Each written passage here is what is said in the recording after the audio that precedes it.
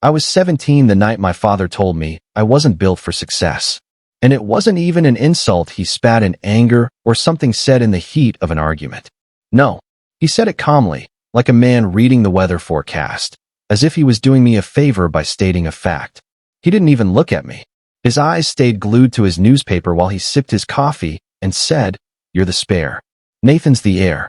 You're just extra. The sooner you accept that, the easier life will be for all of us." Before I continue, I just want to thank you for listening to my story. It means more than you know. If you feel comfortable, tell me in the comments where you are watching from and what time it is right now. Now, let me take you into my story. Those words cut deeper than any scream or slap ever could. They carved themselves into me like they were written with a blade. Spare. Extra. Background. That's how he saw me. That's how my family wanted me to believe I was. And the truth is, I had always felt like the background character in my own home. My older brother, Nathan, was the shining star. He was the golden child, the one who could do no wrong. Star athlete, honor roll student, the kid who made my parents beam with pride. He had the bedroom with a lake view. He had a brand new car on his 16th birthday. He had a father who called him champ even when he failed a test or missed a shot on the field. Me? I was invisible until I made a mistake, and then I was a problem. I was the kid who wore Nathan's hand-me-downs, the one who got suspicious looks instead of praise, the one who was too loud, too messy, too lazy, too ungrateful, no matter how hard I tried. I'd get lectures for sleeping in on Sunday mornings, even after working late nights at the diner. I was called unambitious because I dreamed of culinary school instead of the college my dad approved of. And Nathan? He never had to raise a hand against me. His smirk was enough. That smug curve of his lips whenever our parents tore into me, like he enjoyed every dig, every insult, every moment that shoved me further into the shadows. But I still tried. God, I tried so hard to be seen. At 15, I got a job bussing tables just to prove I wasn't lazy. I kept my grades up, sometimes higher than Nathan's. I even tutored him in math when he started slipping. A part of me believed that if I just worked harder, smiled wider, pushed longer, they'd finally notice. They'd finally call me something other than spare. Then came the summer before my senior year, when everything broke for good. Nathan had been at a party. He came home drunk, reeking of beer, face pale with panic. His brand new car sat in the driveway, totaled, front bumper gone, windshield cracked, blood still smeared across the dashboard. I found him in the garage, crying, blood trickling down from a cut on his forehead. He grabbed my arm and begged me not to tell Mom and Dad. And I didn't. I thought, this is it. This is my chance to prove I belong. My chance to show loyalty, to protect the family. If I take the fall for him, maybe, just maybe, they'll finally see my worth. So I lied. I told them I had borrowed the car without permission. I told them I panicked when I crashed it and ran. I stood there in front of them, trembling but hopeful, waiting for a shred of understanding. But my father didn't see loyalty. He saw embarrassment. He didn't even yell. He just looked at me with cold eyes and said, "Pack your things. You've embarrassed this family enough." And that was it. My trial, my judgment, my execution, all in a single sentence. That night, I left the only home I'd ever known carrying nothing but a trash bag with a few clothes stuffed inside and $12 in my pocket. I slept in a bus shelter 2 blocks away, the summer air thick with humidity, mosquitoes biting at my skin as I stared at the stars and wondered if this was really happening. The next morning, I tried to go back, just to grab my school backpack, maybe some shoes. But waiting on the porch wasn't compassion. It wasn't forgiveness.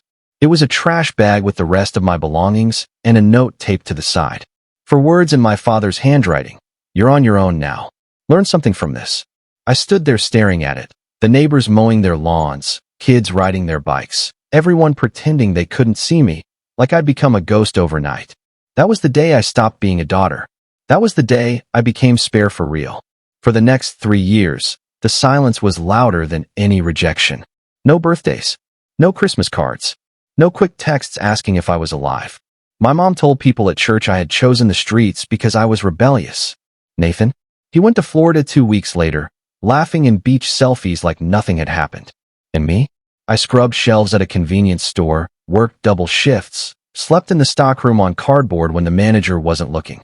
I ate dollar menu burgers and lived off free coffee refills. I kept myself alive, but barely. What hurt the most wasn't hunger. It wasn't exhaustion. It wasn't even the cold nights when the heater broke, and I wrapped myself in old uniforms just to stay warm. It was silence. Silence from the people who were supposed to love me. Silence that screamed louder than any insult ever could. Silence that told me, you don't matter. You never mattered.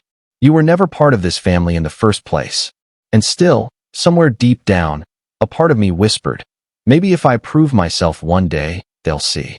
Maybe if I fight hard enough, succeed big enough, they'll regret throwing me away. That whisper kept me alive. That whisper kept me moving, $1, one shift, one day at a time. The thing about rock bottom is that it forces you to look at yourself in ways comfort never does. When you've got nothing, no money, no family, no home, you either give up or you fight like hell. And I wasn't ready to give up. I worked every shift I could get. Sometimes 3 jobs in a week, convenience store, diner, cleaning offices at night. My hands were raw from scrubbing floors, my back ached from carrying boxes, but slowly, dollar by dollar, I began to climb. I enrolled in community college. Not because anyone encouraged me, but because I needed to prove, at least to myself, that I wasn't the failure they branded me as. I signed up for business classes. I figured, if nobody else is going to take care of me, I have to learn how to take care of myself. There were nights I sat on the bus with my textbooks open on my knees, trying to memorize formulas while the streetlights flickered past. There were mornings when I showed up to class with no sleep, reeking of coffee and disinfectant from cleaning offices all night. I barely had time to eat, but I was hungry for something bigger than food. And little by little, things started to shift. By the time I was 20, I had saved enough to rent a tiny studio apartment. The place was barely bigger than a closet, peeling paint, flickering lights, cockroaches that marched across the floor like they paid rent, but it was mine. My own 4 walls. My own key. My own space where nobody could throw me out. I built from there. I started small with a side hustle, baking pastries out of that shoebox apartment. I sold them to classmates, then to coworkers, then to local cafes. My father had told me I wasn't built for success, but every cupcake, every cookie, every dollar that went into my pocket was proof that he was wrong. I put every penny back into myself. I upgraded my tiny oven, bought secondhand equipment, rented a corner kitchen space at night when no one else needed it. My classmates laughed, said it was silly, but slowly, word of mouth spread. My pastries weren't just good, they were unforgettable. People came back. They wanted more. By 23, I had saved enough to open a small bakery. Just a hole in the wall with a chalkboard menu and secondhand tables. But it had my name on the window. My name. Not Nathan's. Not my father's. Mine. And people came. They lined up in the mornings, the smell of cinnamon and coffee spilling into the street. They smiled when I handed them their orders. They told their friends. Business grew faster than I could have imagined. One day, 3 years later, I drove past a billboard on the highway and nearly swerved off the road. There it was. My face. My bakery's logo. A giant ad paid for by a local food network that had picked up my story.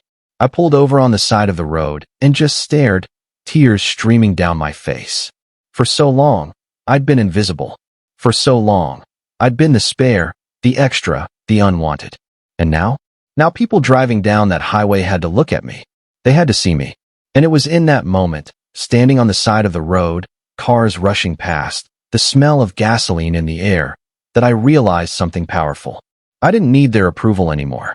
I didn't need Nathan's smirk or my father's cold nod or my mother's half-hearted smile. I had built myself from nothing. I had clawed my way out of the shadows they buried me in, and I had done it without them. But life has a cruel sense of timing, because just when I thought I was finally free, that's when the call started. At first, it was a text from an unknown number. We're proud of you.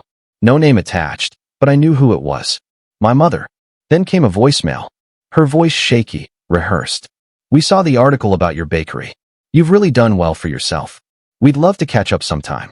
I didn't reply. A week later, Nathan called. I almost dropped my phone when I saw his name on the screen. I hadn't heard his voice in nearly 6 years. I let it ring. He left no message. Then one night, there was a knock on my apartment door. When I opened it, there she was. My mother, holding a loaf of banana bread like it was some kind of peace offering. Her eyes darted past me, scanning my apartment, like she was checking if I'd made it, or if I was still struggling. She smiled, but it wasn't love in her eyes. It was calculation. Now you're worth something. Now you're worth coming back for. I didn't invite her in. I took the banana bread, set it on the counter, and just stared at her.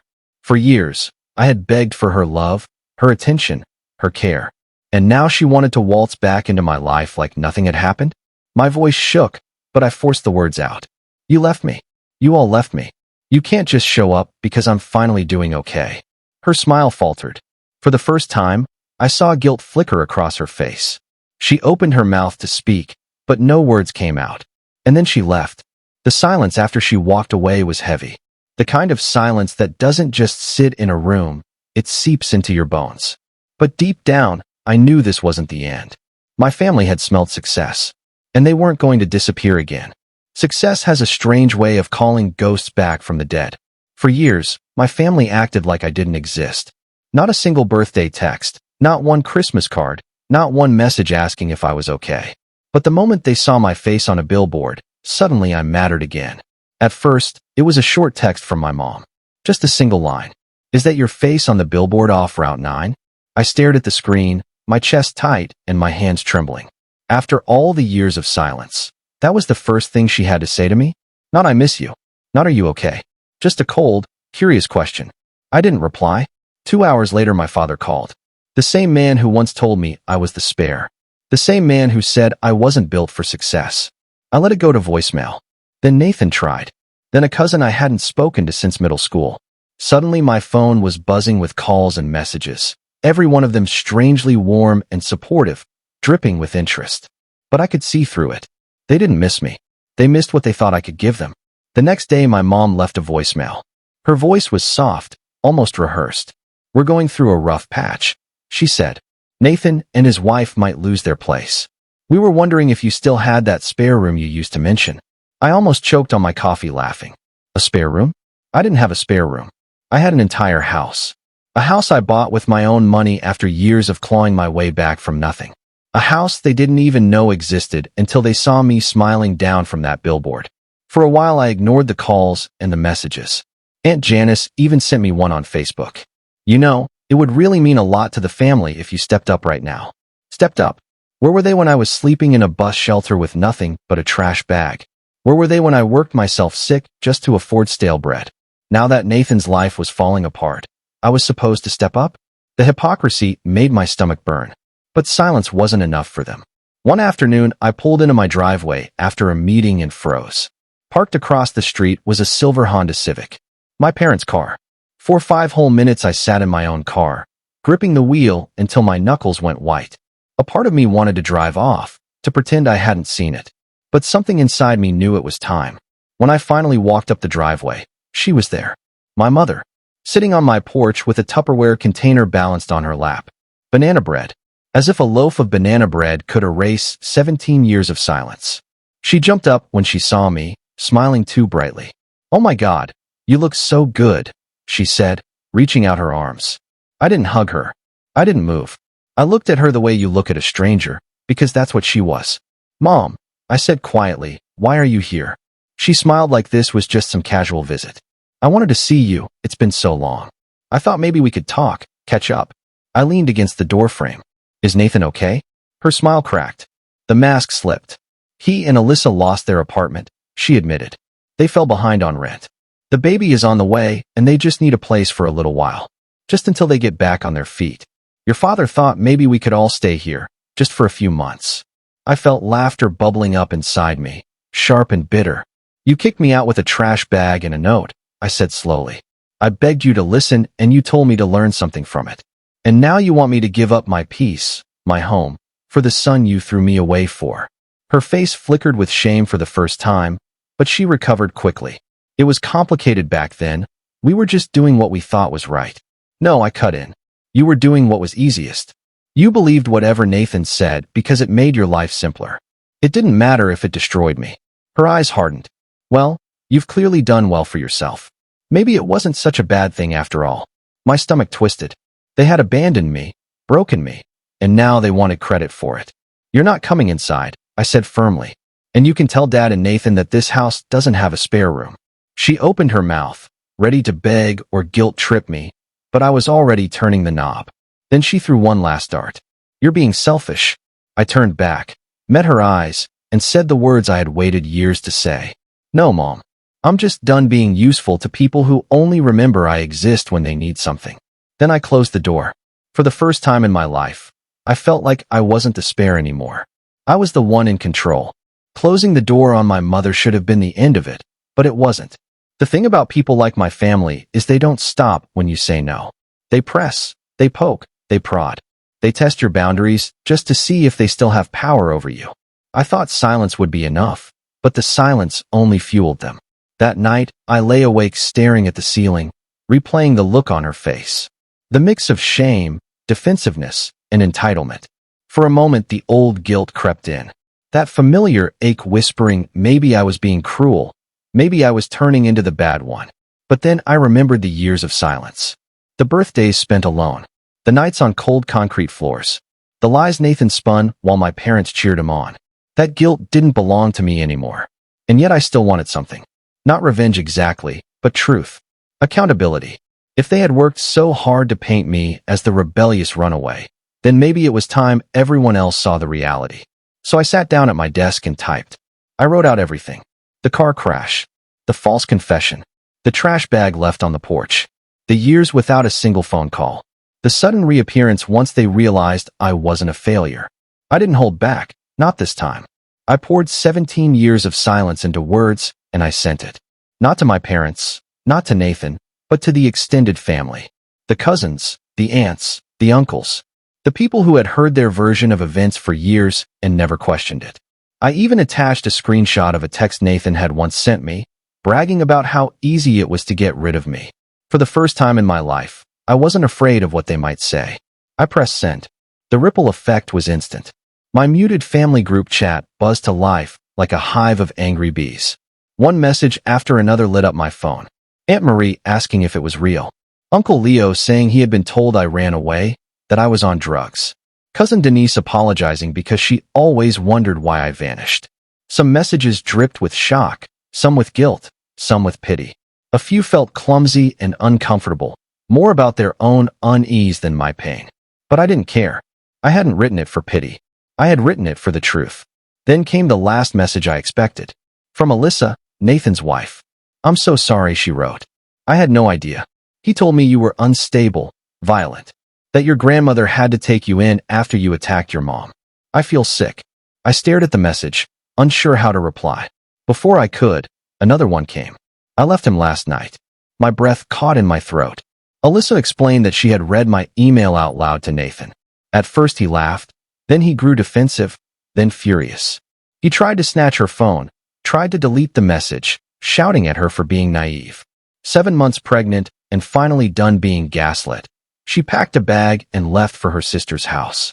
She told me my message snapped something inside her. She saw the pattern now. She understood the man she married was built on lies. And she refused to raise her baby in that same web. I didn't gloat. I didn't tell her she should have known sooner. I just told her she was doing the right thing. I thought that might be the end of it. But Nathan never could handle exposure. 3 days later, I was leaving my favorite coffee shop, keys in hand, when I heard someone call my name. I turned, and there he was. Nathan. He looked nothing like the golden child I remembered. His once proud posture had collapsed. His jaw was scruffy, his eyes hollow, his varsity jacket hanging off him like a ghost of the past. It was like he had been stuck in high school, clinging to the only time anyone thought he mattered. He staggered closer, his words dripping with bitterness. You think you're better than me now? He sneered. I didn't answer. He stepped closer, too close, his breath reeking of cheap beer. You always played the victim. What? You want people to feel sorry for you. You think anyone really cares about your sob story? I met his eyes, calm, steady. You lied, I said. He laughed, sharp and ugly. So what? You survived, didn't you? You've got your big house and your stupid billboard. Stop crying. There was so much I wanted to say. I wanted to scream about every night I cried myself to sleep, every birthday I spent alone, every ounce of doubt he planted in me. But I didn't. That's what he wanted. He wanted a scene. He wanted me to break. Instead, I stepped around him, opened my car door, and said one final thing. You lied. I thrived. Now you have to live with that. I left him standing there in the parking lot, his own bitterness swallowing him whole. That night, I had dinner with my grandmother. She was the only one who never needed proof. She listened quietly as I told her everything: the email, Alyssa leaving, the parking lot confrontation. When I finished, she reached across the table, took my hand, and said softly, "You did good." That's all I needed. For the first time in years, I felt a piece of the weight lift off my chest. Peace is a strange thing. When you finally taste it, you realize how much noise you lived with for years. For a few weeks after the parking lot incident, my phone stayed quiet. No calls, no texts, just silence.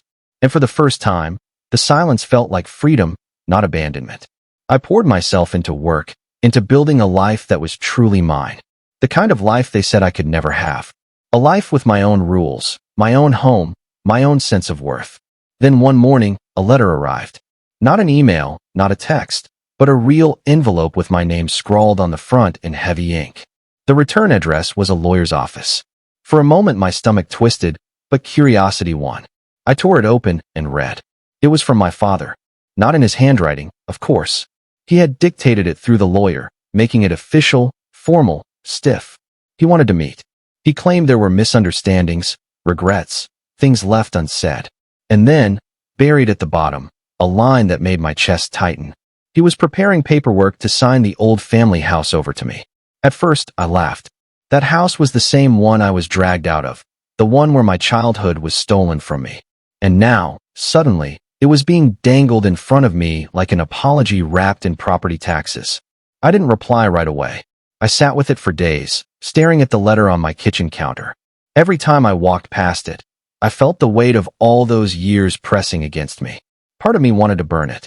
Part of me wanted to throw it in his face. But another part whispered that maybe, just maybe, this was the last piece of power I needed to take back. So I agreed to meet. We sat in the lawyer's office, him across from me, older than I remembered. His hair was thinner, his shoulders slumped, his once commanding voice cracked when he spoke. For the first time in my life, he didn't look like the man who had cast me aside. He looked small. He said he regretted how things turned out. He said he had trusted Nathan, believed the lies, thought he was protecting the family. He said he should have listened to me. And then, the words I thought I would never hear: "I'm sorry." I waited for the rush of satisfaction, but it didn't come. Instead, I felt hollow. Because sorry after 17 years doesn't fix the nights I starved, the birthdays I cried, the scars I carried. Sorry doesn't erase the trash bag on the porch. Still, I nodded. I told him I accepted the apology, not because it healed me, but because I refused to let his guilt own me anymore. The lawyer slid the papers across the table. With one signature, the family house became mine. The house that was once a symbol of my exile now belonged to me. A week later, I stood in front of it. The porch where I had once stood crying with a trash bag. The window where Nathan used to smirk down at me. The walls that had held every secret, every lie. I unlocked the door and stepped inside. It smelled the same. A mix of old wood and dust, memories etched into every corner. For a moment, I felt the weight of the past trying to crush me. But then I took a deep breath and realized something. This house didn't own me anymore. I owned it. I didn't move in. I didn't renovate it into some glossy trophy. Instead, I made a choice. I donated it. I handed the keys to a nonprofit that gave shelter to kids who had been thrown out, kids like me.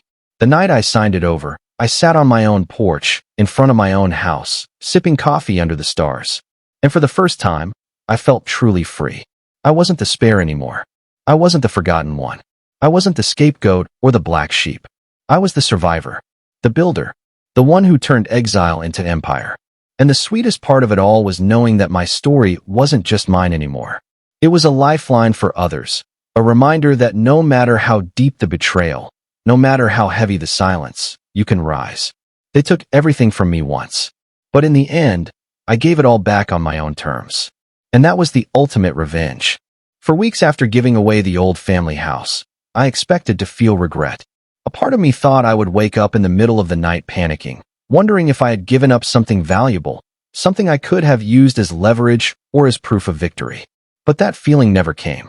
Instead, what came was peace. A different kind of peace than I had ever known. For the first time, I wasn't looking over my shoulder waiting for my family to come crawling back, or bracing myself for the sting of rejection. I was free of both. Their approval meant nothing. Their absence meant nothing. I had cut the strings, and I could finally breathe. But freedom has its own silence. And in that silence, memories have a way of creeping back. Some nights I would find myself dreaming of younger me. The boy with the trash bag, standing on the porch, staring through the window while the family laughed inside without him. I would wake up drenched in sweat, gasping for air, with that same ache in my chest. I had survived, yes, but part of that boy was still frozen in time, waiting to be seen, waiting to be loved. One night, I drove past the house I had donated. The lights were on. In the windows, I saw silhouettes of kids sitting around a table, laughing, eating dinner together. For a moment, I sat in my car and watched. And then something inside me cracked open. Tears ran down my face, but they weren't tears of sadness. They were tears of healing. That boy who once stood outside the window was finally inside, finally home, even if it wasn't me. Still, the story wasn't finished. Because Nathan wasn't finished. I hadn't heard from him directly since that parking lot encounter. But every so often, whispers reached me. A cousin mentioned he was couch hopping. Someone said he tried to talk his way into a job at a dealership, but when they ran a background check, things fell apart. Another said Alyssa filed for full custody of the baby, and the court sided with her. Every rumor painted the same picture. The golden child had lost his shine. And yet, a part of me still felt restless. It wasn't revenge I wanted. I had already won in ways he couldn't imagine. What I wanted was closure. That closure came in the most unexpected way. One afternoon, I received a small envelope in the mail. No lawyer this time. No official stamp. Just messy handwriting I instantly recognized. Nathan. My first instinct was to tear it up without reading it. To protect myself from whatever poison he had decided to pour onto the page. But something stopped me. Maybe curiosity. Maybe a faint echo of the sibling bond we were supposed to have. I opened it. The letter was short, almost clumsy. He admitted nothing, denied nothing. He didn't ask for forgiveness. Instead, he wrote 4 words that stopped me cold. I am nothing now. For a long time, I stared at the paper. My hands trembled, not with anger, but with something harder to name. Pity, grief, maybe even the faintest spark of understanding. Because deep down, I realized something. Nathan had always been nothing. Not because he lacked value as a human, but because his entire identity had been built on lies and favoritism. When the lies fell apart and the favoritism crumbled, there was nothing left for him to hold on to. I folded the letter, slid it back into the envelope, and placed it in a drawer. I didn't respond. There was nothing to say. My story wasn't tied to him anymore. That night, as I lay in bed, I thought about the strange symmetry of it all. For years, I was the one they called nothing, the spare, the unwanted. And now here was Nathan, admitting in his own words that he had become exactly that. The difference was simple. I had taken my nothing and built it into something. He had taken his everything and let it rot into nothing. And for the first time, I didn't feel anger. I didn't feel bitterness. I just felt done. When I tucked Nathan's letter away in the drawer, it felt like I was burying a chapter of my life. Not ignoring it, not pretending it didn't happen, but finally laying it to rest where it belonged. For years, I had lived with the echo of their rejection, the shadow of their words. But now, I had proof of something I never thought I would see. The golden child had written his own confession, and I no longer had to carry the burden of their lies. Life after that felt different. Lighter. I threw myself into work, but not the way I used to. It wasn't just about survival anymore. It wasn't about proving myself to anyone. It was about building something I could be proud of, something that no one could take away. My small marketing business grew faster than I expected. One client turned into 5, then 10, then 20. Before I knew it, I had a team working alongside me, people who looked to me for leadership. That part still startled me sometimes. Me, the spare, the invisible one, suddenly the person others counted on. But instead of fear, it filled me with quiet strength. I knew what it was like to be overlooked, dismissed, and cast aside. So I vowed no one on my team would ever feel that way under my watch. I began hiring interns from the community college I once attended. Kids like me who were told they weren't enough. I saw in them the same flicker of hunger I once carried, and I made sure they knew they weren't invisible. Watching them grow, succeed, and smile when their work got recognized felt like healing my own younger self. But no matter how far I rose, I never forgot where I came from. The boy with the trash bag never left me. And maybe that was a good thing, because he reminded me every day not to take any of this for granted. It was around that time that Alyssa reached out again. Not for Nathan, not for drama, but for her baby girl. She sent me a picture of the little one's first birthday party. The child had her mother's eyes, wide and curious, filled with innocence. Alyssa wrote that she was building a better life, away from the lies and manipulation, and that she wanted her daughter to grow up knowing truth, not shadows. I stared at that picture for a long time. And for the first time in years, I thought about family, not the broken one I came from, but the idea of it. The kind you build, not the kind you're born into. It hit me then that maybe I wasn't just surviving anymore. Maybe I was rewriting what family meant, piece by piece, connection by connection.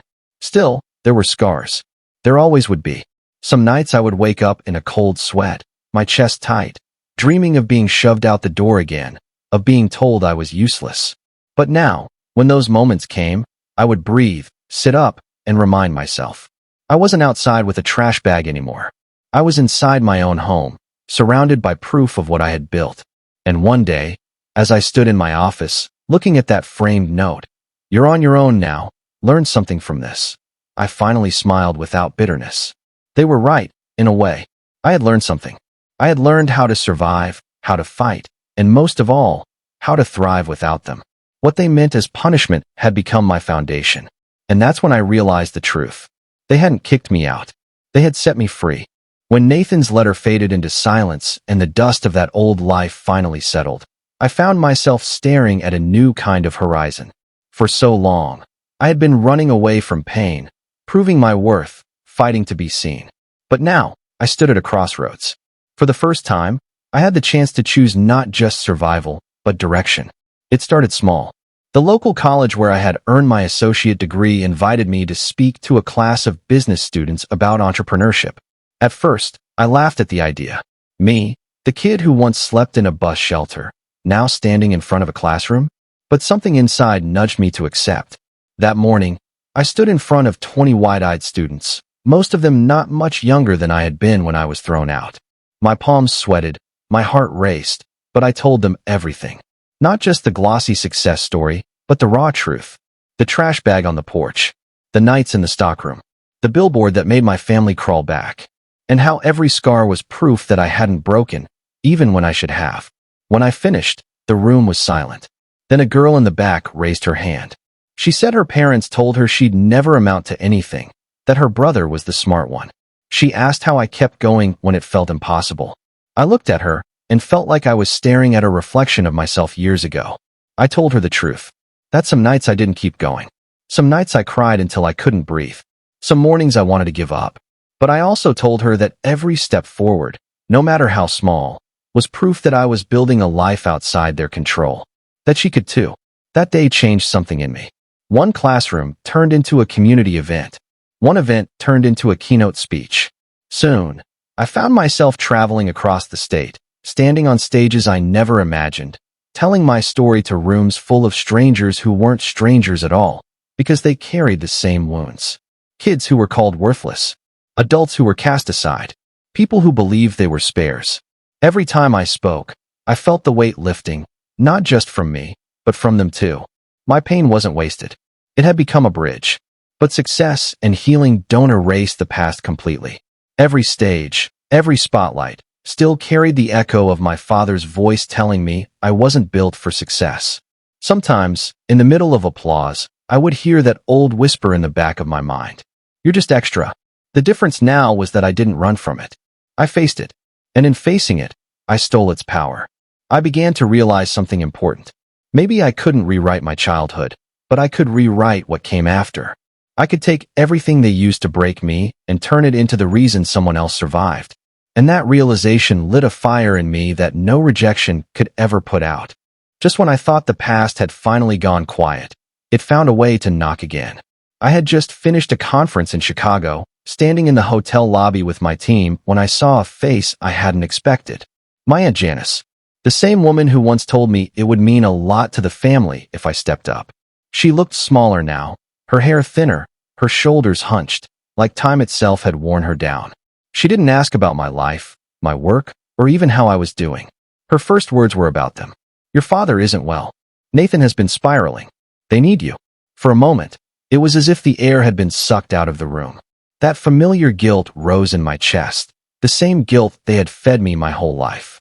The idea that it was my job to fix everything, to sacrifice myself for people who never sacrificed for me. But I wasn't 17 anymore. I wasn't holding a trash bag on the porch. I was standing on my own 2 feet, in a city where people paid to hear my voice, not silence it. I told her calmly that I was not their savior, and I never would be. I reminded her that when I was homeless, when I was scraping by on cold sandwiches and broken hope, none of them came looking. Not once. Now that their golden child had fallen and their pride was crumbling, it wasn't my responsibility to rebuild it. She looked at me with something between shock and disappointment. Then she said the word I had heard too many times before. Selfish. But this time, it didn't pierce me. It didn't even touch me. I smiled and walked away. Because for the first time, I understood the truth. Protecting myself wasn't selfish. It was survival. A week later, I got another envelope in the mail. This time from my parents themselves.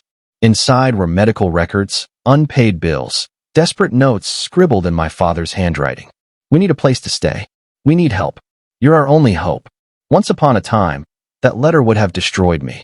I would have bent over backwards, emptied my bank account, sacrificed my peace just to earn a scrap of their approval. But I had learned the hardest, most liberating lesson of my life. Family is not defined by blood. Family is defined by love, by loyalty, by presence when it matters most. And by that definition, they were never my family. I placed the letter in the same drawer where Nathan's note sat. A drawer that had become less a collection of wounds and more a museum of survival. Proof of everything I had overcome. That night, as I stood in my office staring at the framed trash bag note, I realized something. They weren't knocking on my door because they loved me. They were knocking because I had built something strong enough to shelter them. But I would not trade my peace for their chaos. Not again. Not ever. In that moment, I felt a strange calm wash over me. For the first time, I wasn't running from them. I wasn't fighting them. I wasn't proving myself to them. I was free of them. And freedom was worth more than any apology. Time has a strange way of softening sharp edges. Years passed, and with them, the anger that once burned inside me cooled into something steadier. Not forgiveness, because some wounds don't need forgiveness to heal, but clarity. I built a life that 17-year-old me could never have imagined. My business grew into a thriving company. I traveled. I spoke to thousands of people. I met kids who once thought they were invisible and watched their eyes light up when they realized they weren't. I wasn't just telling my story anymore. I was giving others permission to tell theirs. One day, after a speech at a youth conference, a boy came up to me. He couldn't have been more than 15, carrying a worn-out backpack that looked too heavy for his small shoulders. He told me his parents said he was worthless, that his brother was the real future of the family. I felt my chest tighten because I knew that pain too well. I knelt down, looked him in the eyes, and told him something I had once needed to hear. You are not a spare. You are the whole story. He smiled through his tears, and in that moment, I realized the circle had closed. The boy I used to be had finally reached the boy he needed. And that was all the closure I would ever need. As for my family, they faded into the background, just as I once had. Only now, I chose the silence. They became whispers in the distance, memories locked in drawers, shadows that no longer dictated my steps. I did not hate them. I did not love them. I simply released them. The trash bag they gave me at 17 used to feel like a curse. Now, it feels like the beginning of everything. That bag carried me out of their house and into my own story. And that story led me here. Not a spare. Not invisible. Not forgotten. But whole. Complete. Alive. And if there's one thing I've learned, it's this. Sometimes being thrown away is the best thing that can ever happen to you. Because in the rubble of rejection, you get to build a life that belongs entirely to you. Thank you for staying with me through this journey.